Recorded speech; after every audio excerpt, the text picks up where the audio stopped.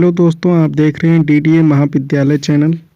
तो आज हम इस वीडियो में कक्षा 12 के गृह विज्ञान के खंड का शरीर क्रिया विज्ञान तथा स्वास्थ्य रक्षा अर्थात शरीर क्रिया विज्ञान खंड का से संबंधित महत्वपूर्ण प्रश्नों के बारे में देखेंगे। तो इसका पहला पाठ है पोषण एवं संतुलित आहार।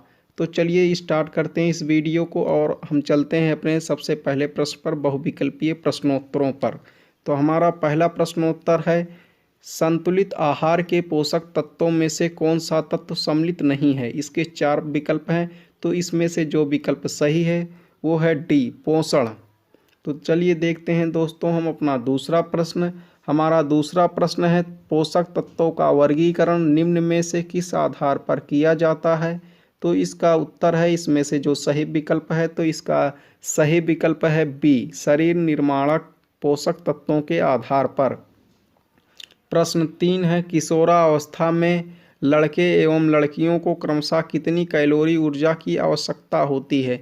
तो इसका सही विकल्प का सही उत्तर है 2650 से 2080 कैलोरी ऊर्जा। तो चलिए देखते हैं अपना हम चौथा प्रश्न, रतौंधी रोग किस विटामिन की कमी से होता है। तो इसका सही विकल्प है पहला ए, जैसे यहाँ पर आप देख सकते हैं विटामिन ए की कमी से होता है। तो आइए देखते हैं अपना सेकंड। तो सेकंड ऑप्शन है अति लघु उत्तरीय प्रश्न, मतलब शॉर्ट टाइप प्रश्नोत्तर। तो इसका हम पहला प्रश्नोत्तर देखते हैं, संतुलित आहार का क्या अर्थ है। तो दोस्तों इसका उत्तर होगा वह आहार जो मनुष्य की पोषण संबंधी सभी आवश्यकताओं की पूर्ति करता है, संतुलित आहार कहलाता है। तो प्रश्न 2 है, संतुलित आहार के पोषक तत्वों का नाम बताइए या लिखिए।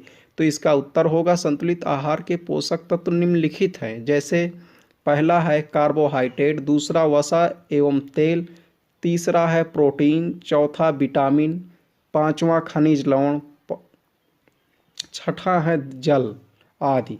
तो प्रश्न 3 देखते हैं, संतुलित आहार का महत्व बताइए। तो उत्तर है इसका, संतुलित आहार शारीरिक व मानसिक विकास के लिए अत्यंत आवश्यक होता है। इसके अभाव में शारीरिक व मानसिक विकास उपयुक्त तरीके से नहीं हो पाता है। प्रश्न 4 है, दूध को सर्वोत्तम आहार क्यों माना गया है। तो इसका उत्तर है, पोषण में दुग्ध को संपूर्ण एवं सर्वोत्तम आहार माना गया है। दूध ही एकमात्र ऐसा भोज्य पदार्थ है जिसका स्थान अन्य कोई भोज्य पदार्थ नहीं ले सकता। दूध शिशुओं की शारीरिक व मानसिक विकास में सहायक है। तो आइए देखते हैं अपना पांचवा प्रश्न, आयोडीन की कमी से होने वाला रोग होता है। तो उत्तर होगा घेंघा रोग। आयोडीन की कमी से होने वाला रोग जो है वो घेंघा रोग है। यहाँ पर अंडरलाइन कर दे रहे हैं, देख लीजिए आप लोग, यही रोग है। तो घेंघा रोग होता है आयोडीन की कमी से। तो चलिए हम दोस्तों देखते हैं अपना नेक्स्ट प्रश्न। तो हमारा नेक्स्ट प्रश्न है, वसा की अधिकता से कौन सा रोग होता है। तो वसा की अधिकता से मोटापा हो जाता है, इसके अतिरिक्त इससे उच्च रक्तचाप भी हो जाता है। प्रश्न 7 है, संतुलित आहार को प्रभावित करने वाले कारकों का वर्णन कीजिए। तो इसका उत्तर है, संतुलित आहार को प्रभावित करने वाले कारक आयु, लिंग, स्वास्थ्य, क्रियाशीलता तथा विशेष शारीरिक अवस्था आदि हैं। तो प्रश्न 8 है, लकवा किस विटामिन की कमी से होता है। तो विटामिन B1 की कमी से शरीर में लकवा मतलब पैरालिसिस की शिकायत हो जाती है।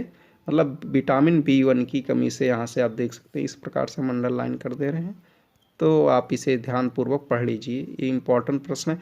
तो अगला देखते हैं हम लघु उत्तरीय प्रश्न, मतलब से short type answer, question answer. तो इसका पहला प्रश्न है, संतुलित आहार से आप क्या समझते हैं, लिखिए या स्पष्ट कीजिए। तो इस प्रकार से परीक्षा में आपसे पूछा जाएगा। तो इसका उत्तर है, भोजन हमारे जीवन का मूल आधार है। वायु और जल के पश्चात हमारे लिए भोजन ही सबसे आवश्यक है। विभिन्न खाद्य पदार्थों के मिश्रण से बना वह आहार जो हमारे शरीर को सभी पौष्टिक तत्व हमारी शारीरिक आवश्यकताओं के अनुसार उचित मात्रा में और साथ ही शरीर के संचय कोष के लिए भी कुछ मात्रा में पौष्टिक तत्व प्रदान करता है, संतुलित आहार कहलाता है। संतुलित आहार के अभाव में मनुष्य का शारीरिक व मानसिक विकास अवरुद्ध हो जाता है या रुक जाता है।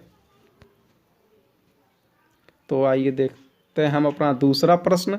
नवजात शिशु के लिए तथा स्कूली बच्चों के लिए संतुलित आहार का निर्धारण किस प्रकार किया जाता है?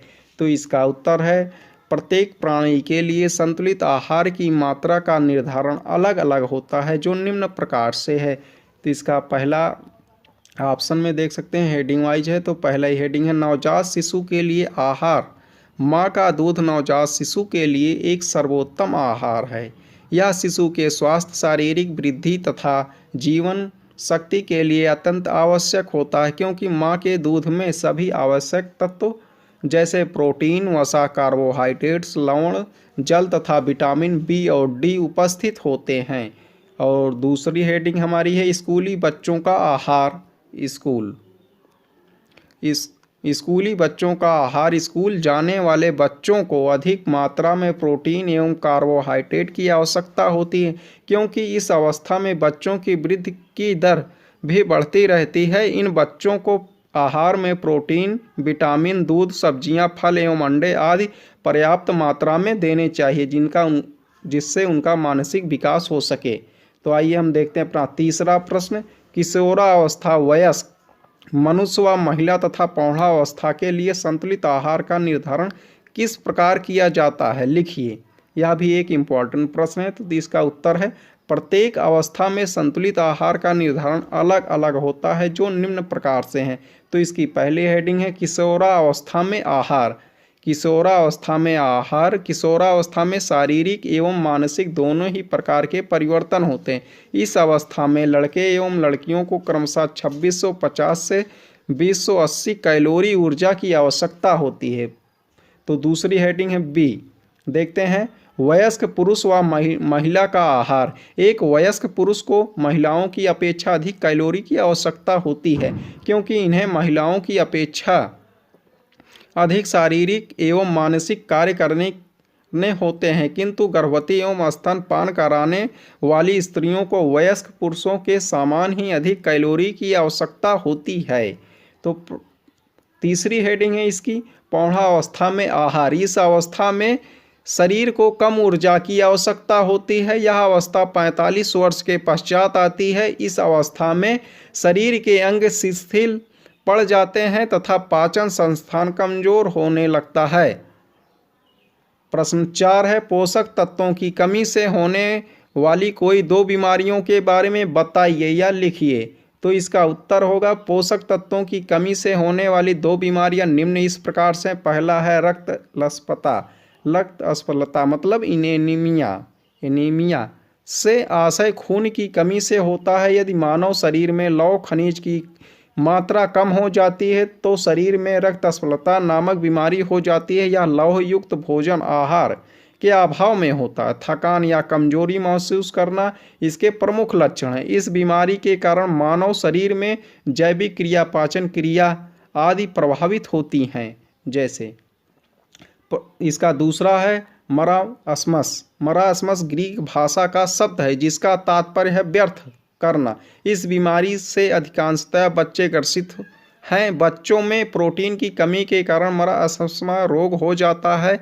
इस रोग में शरीर का विकास अवरुद्ध हो जाता है। इसके अतिरिक्त भारहीनता, रक्तहीनता, त्वचा तथा झुर्रीदार होना, पेचिश, दस्त आदि की समस्या उत्पन्न हो जाती है। प्रश्न 5 पोषक तत्वों का हमारे जीवन में क्या महत्व है, स्पष्ट कीजिए।